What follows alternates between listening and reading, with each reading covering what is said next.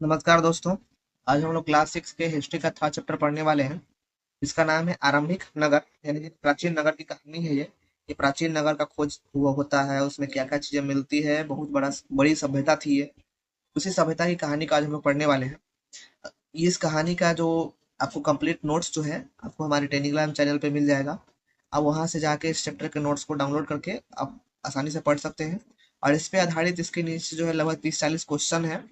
Question के साथ में आपको आंसर और एक्सप्लेनेशन भी मिल जाएगा।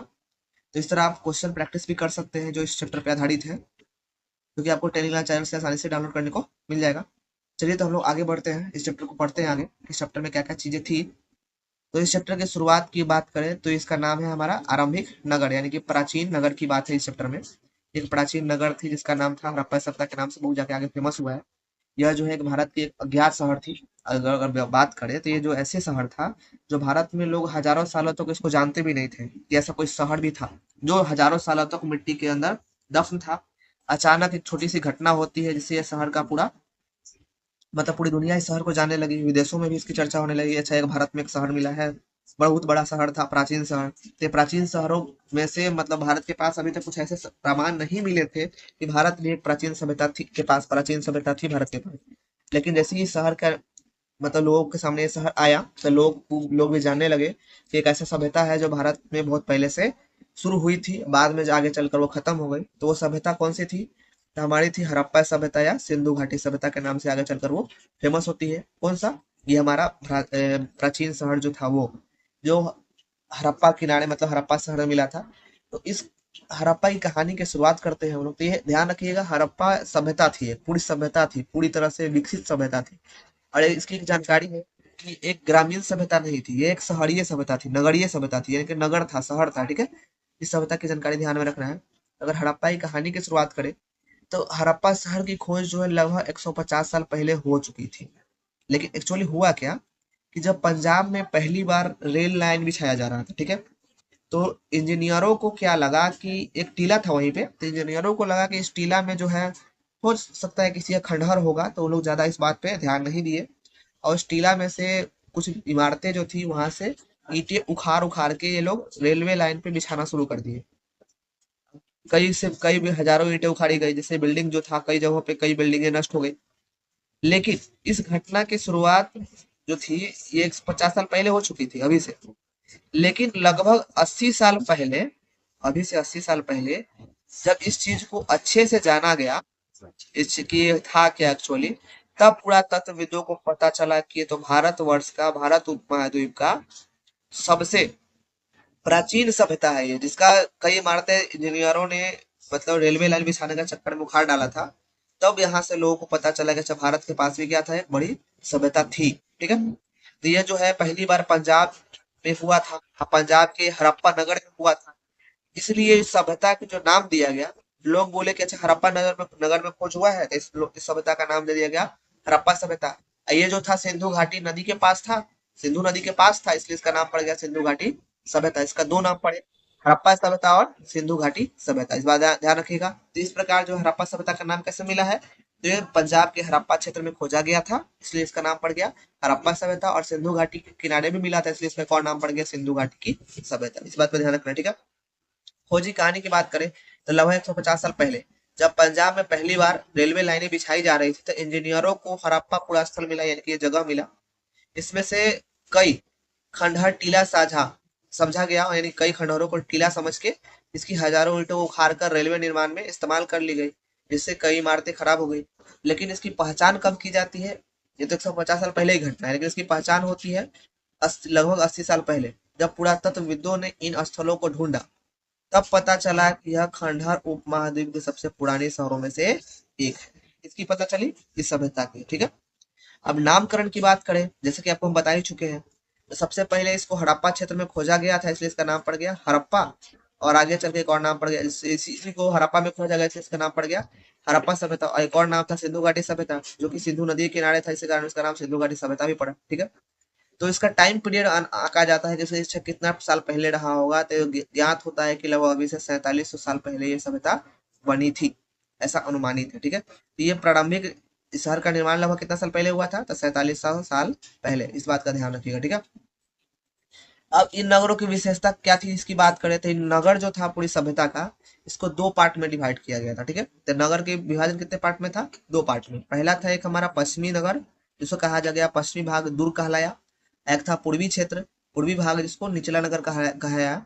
जो पश्चिमी भाग था उसको दुर्ग कहा गया, उचला नगर कह सकते हैं, ऊंचाई पर बना हुआ था इसलिए इसका दो था ना, एक ऊंचाई पे बना हुआ नगर था, इसी में एक था नीची जमीन में बना हुआ था। ऊंचाई पर जो था उसे दुर्ग कहा गया, और जो नीचे वाले क्षेत्र में बना हुआ था उसे निचला नगर कहा गया। तो ऊंचाई वाले की बात करें तो यह हिस्सा छोटा था लेकिन ऊंचाई पर था। अब पूर्वी भाग जो था निचला नगर, यह हिस्सा बड़ा था लेकिन ये निचले इलाके में थे। ठीक है, चार दीवारी की बात करें तो दोनों नगरों को जो थे चारों तरफ से घेर रखे गए थे। चारों तरफ से घेरे जाने का मतलब क्या है?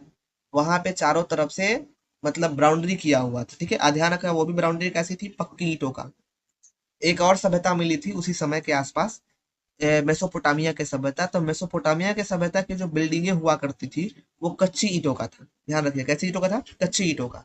लेकिन उसी टाइम पीरियड में जो हमारे भारत की जो हड़प्पा सभ्यता थी, इसकी बिल्डिंग का जो ईंट कैसे थे? तो ये जो ईंटें थी ये पक्की ईंटों का था बना हुआ, ये पूरा शहर था। ठीक है, कच्ची ईंटों का इस्तेमाल बहुत कम हुआ है। ठीक है, जो जितना भी था पक्की ईंटें था। और चारों तरफ से जो दीवार बनवाया गया था इसमें भी पक्की ईंटें लगी हुई थी। तो ध्यान रखना है दोनों हिस्सों को, जो उचला नगर निचला नगर दोनों जो था, दोनों हिस्सों में पक्की ईंटों की दीवार बनाई गई थी। ईंटों की गुणवत्ता की बात करें, क्वालिटी की, तो यहाँ की ईंटें इतनी अच्छी तरह से पकी थी कि हजारों साल बाद भी मौजूद है अभी तक। और ईंटों को इंटरलॉकिंग पैटर्न में जोड़ा जाता था, इससे दीवारें मजबूत होती। इंटरलॉकिंग पैटर्न मतलब कहने का मतलब इससे समझिए ना। अब समझाने के लिए ऐसे ईंटें बना रहे हैं, ईंटें एक्चुअली हम वहां से जाकर देखे नहीं है, तो मान के चलते हैं ईंटें कुछ इस प्रकार हुआ करती थी, लॉक टाइप का। और दूसरी ईंटों को इस प्रकार बनाया जाता है कि इसके लॉक में आके इस तरह फंस जाए, जिससे क्या होगा, ये जो है इस प्रकार का कुछ ईंटें बनता होगा। मान के चलते हैं जैसे ईंटें जो है इधर उधर हिल के उखड़ेगा नहीं, इस पैटर्न पे ईंटें वहां पे बनाई जाती थी। ठीक है, तो ये था वहाँ के नगरों की छोटी सी विशेषता। इस चैप्टर की पूरी डिटेल व्याख्या आपको क्लास 12 के हिस्ट्री के फर्स्ट चैप्टर में देखने को मिलेगा। बस यहाँ पे बेसिक जानकारी है इतिहास की समझ की शुरुआत के लिए। तो इसका डिटेल एक्सप्लेनेशन हम लोग वहाँ पे देखने वाले क्लास 12 के हिस्ट्री के फर्स्ट चैप्टर में। ठीक है, प्रमुख संरचना के इस नगर की बात करें तो यहाँ पे एक जो है स्विमिंग पूल मिलता है, जिसे बोला जाता है महान स्नानागार। तो स्विमिंग पूल मिला जहाँ पे नहाने की जगह थी। तो स्विमिंग पूल की बात करें तो ये कहाँ से मिलता है? स्विमिंग पूल यानी कि स्नानागार कहाँ से मिला है, ध्यान रखना है। तो ये मोहनजोदड़ो से मिला है। ठीक है, मोहनजोदड़ो के दुर्ग में यह खास तालाब थी मिला, स्नानागार स्विमिंग पूल मिला। तो कहाँ से मिला है? तो स्विमिंग पूल का साक्ष्य मिला है मोहनजोदड़ो से, ध्यान रखना है। ठीक है, इसे बनाने में ईंट और प्लास्टर का इस्तेमाल किया गया था। किसे बनाने में? ये जो स्विमिंग पूल था, जैसे इस तरह तालाब खोदा गया था और इसको ईंटों से जोड़, जैसे होता है ना कि स्विमिंग पूल बनाया था प्लास्टर करके जिससे पानी लीक ना हो, उसी तरह ईंटों को जोड़ दिया गया था। इसमें सीढ़ी भी बनी हुई थी। ठीक है, इसमें जो थी पानी में उतरने के लिए सीढ़ी भी बना हुआ था। ऐसी सब ऐसा मतलब स्ट्रक्चर था, लोगों के पास बहुत दिमाग था पहले। ठीक है, इससे क्या किया गया था, ईंटों को तो मतलब क्या किया गया था, प्लास्टर किया गया था जिससे पानी का रिसाव ना हो। और प्लास्टर में चारकोल और प्राकृतिक चारकोल तारकोल चारकोल जिसे प्राकृतिक तारकोल बोला था, इससे उस पर परत चढ़ाई गई थी जिससे पानी का रिसाव न हो। उपयोग की बात करें तो संभवतः यहाँ विशिष्ट नगरीय विशेष अवसरों पर स्नान किया करते थे। ऐसा माना जाता था कि यहाँ पे लोग क्या है, कुछ स्पेशल ओकेजन पे, कुछ स्पेशल लोग यानी कि सभी लोगों के लिए, आम लोगों के लिए खुला हुआ नहीं था, ऐसा मानना है। जो बड़े बड़े लोग होते होंगे शायद अमीर या व्यापारी लोग, जो बड़ा बड़ा कभी कोई आयोजन होता होगा तो उस टाइम पे आके वो लोग वहां पे इस स्विमिंग पूल में नहाते होंगे। ऐसा माना जाता है, इस स्नानागार का इस्तेमाल उसी समय होता था, जैसा कि अनुमानित है। तो एक तो स्नानागार मिला, दूसरा अग्निकुंड का यहाँ पे प्रमाण मिलता है। अग्निकुंड जो कि कहाँ से मिला है? ये कालीबंगा और लोथल से मिला, ध्यान रखिएगा। स्नानागार कहाँ से मिला है?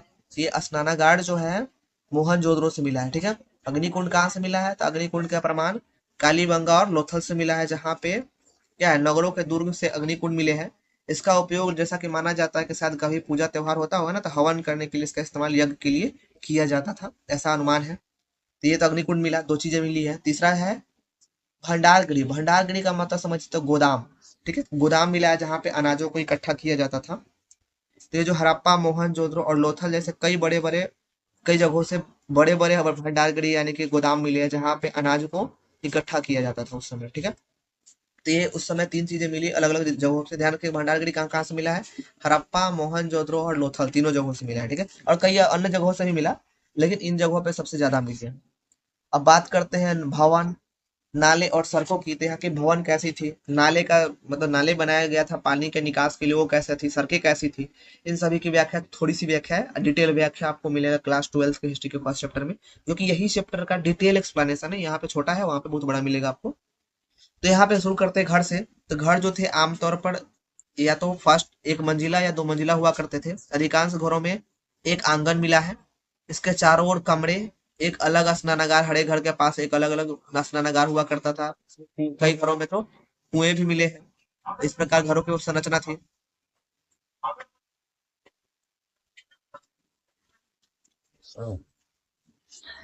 अब बात करें नियोजित जल निकास प्रणाली की, यानी कि पानी निकालने की व्यवस्था की, तो यहाँ पे पानी निकालने की बड़ी भयानक व्यवस्था थी। यानी कहने का मतलब एकदम एक्सपर्ट की तरह, अभी जो वर्तमान में हमारा जो ड्रेनेज सिस्टम है, पानी निकालने की व्यवस्था है, इससे उन्नत व्यवस्था कहा जा सकता है अपने टाइम के अनुसार। वो बड़ी उन्नत व्यवस्था थी।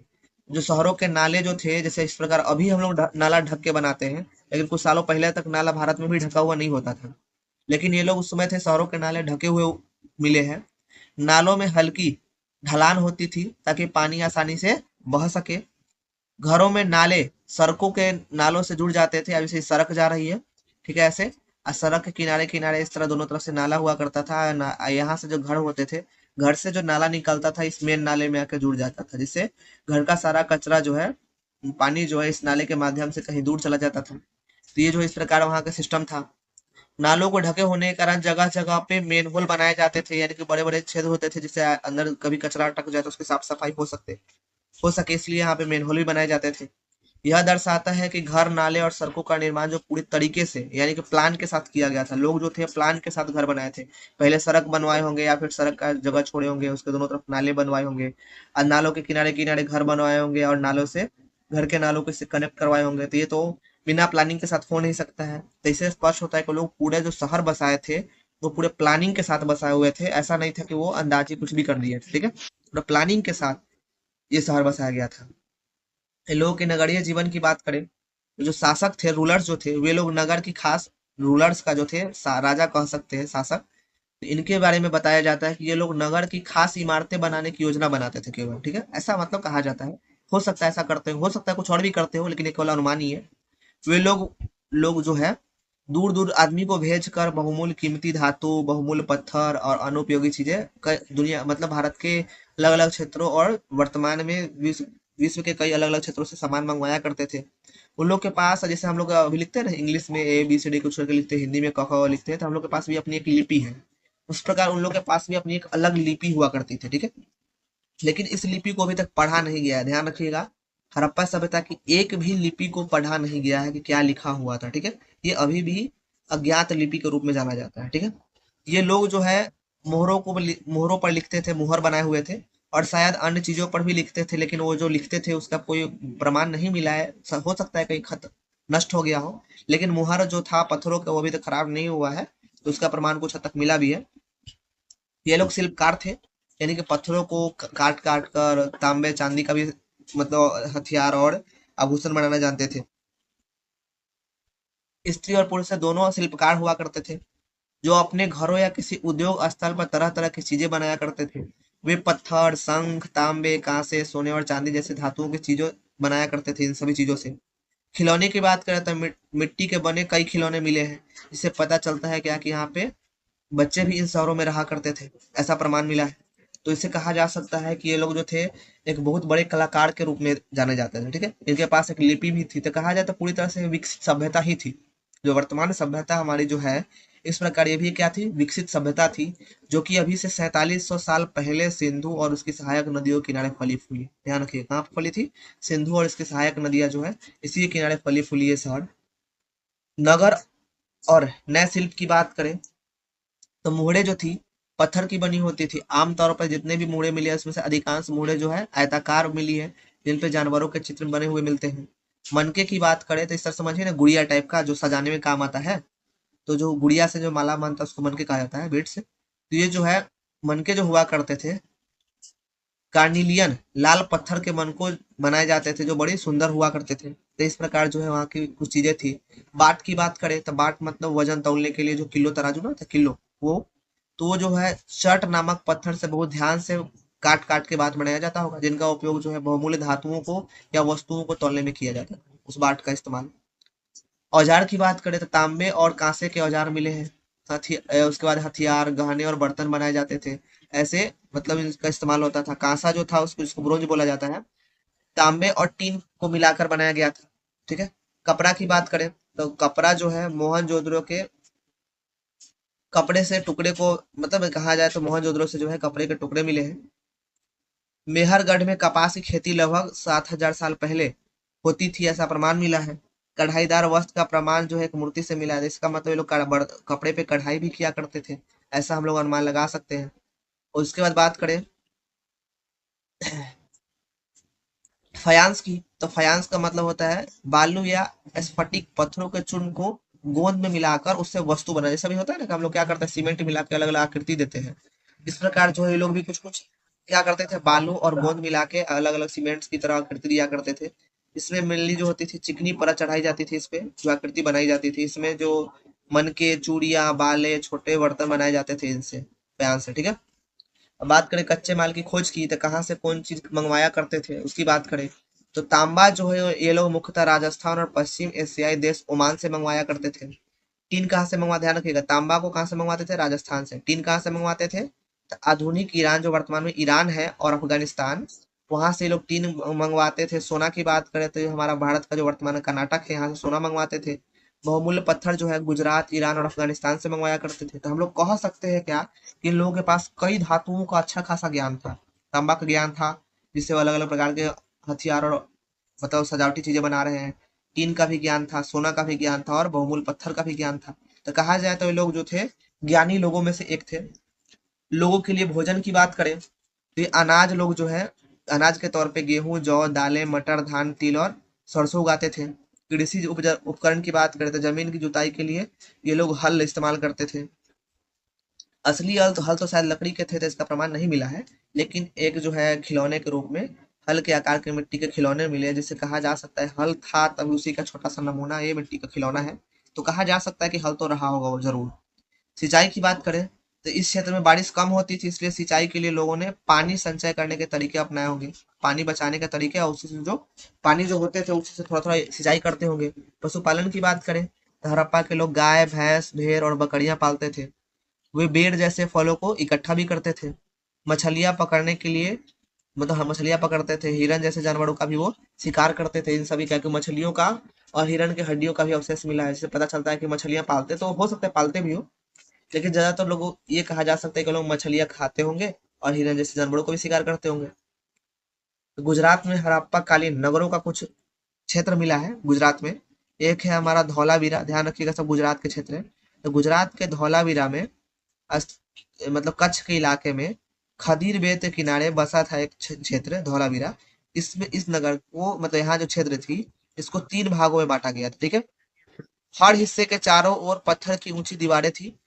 यहाँ ही पे एक स्टेडियम, खुला मैदान स्टेडियम मिला है। स्टेडियम में यानी कि जहाँ पे लोग जो पूरा होता है ना, गांव के लोग या शहर के लोग कार्यक्रम करते थे, सभी अभी क्रिकेट के लिए स्टेडियम बना हुआ, उसी तरह यहाँ पे स्टेडियम बना हुआ था जहाँ पे सार्वजनिक कार्यक्रम हुआ करता था। तो स्टेडियम के साक्ष्य कहाँ से मिला है, तो यहाँ रखिए गुजरात के धौलावीरा से। ठीक है। कहाँ से मिला है, गुजरात के धौलावीरा से स्टेडियम के साक्ष्य मिले हैं। यहाँ पे कुछ एक थोड़ा सा जो है एक मतलब होता है ना कि कुछ अवशेष मिले हैं जहाँ पे हड़प्पा लिपि के बड़े बड़े अक्षरों में कुछ लिखा हुआ है, लेकिन अब इसको भी अभी तक पढ़ा नहीं गया है। इसकी भी जानकारी हमको धौलावीरा में स्टेडियम के पास ही मिलती है। तो हमारा गुजरात में एक शहर था, कहाँ क्षेत्र था, धौलावीरा।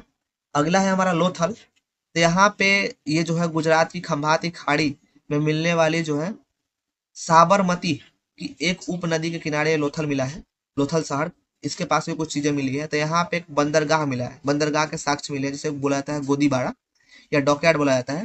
तो बंदरगाह मतलब जहाँ पे जहाजें रुका करती थी, पनिया जहाज। तो जैसा कि माना जा रहा है कि यहाँ से समुद्री रास्ते से आने वाली नावें रुकती थी यहाँ पे बंदरगाह पे, और यहीं से व्यापार हुआ करता था हड़प्पा का, ऐसा लोगों का मानना है। क्योंकि बंदरगाह से मेनली जो है यही जनरली होता है अभी भी। यहाँ जो एक और चीजें मिली, कीमती पत्थर, शंख और धातुओं से बनी चीजों का एक महत्वपूर्ण केंद्र भी था ये। यहाँ पे कई चीजें मिली है। यहाँ एक भंडार गृह भी था, यानी कहने का मतलब भोजन अनाज इकट्ठा करने के लिए। इस भंडार गृह में कई मोहड़े और मुद्रांकन, मुहर बंदी यानी कि गीली मिट्टी पर मुहर की छाप मिली है यहाँ पे। ठीक है।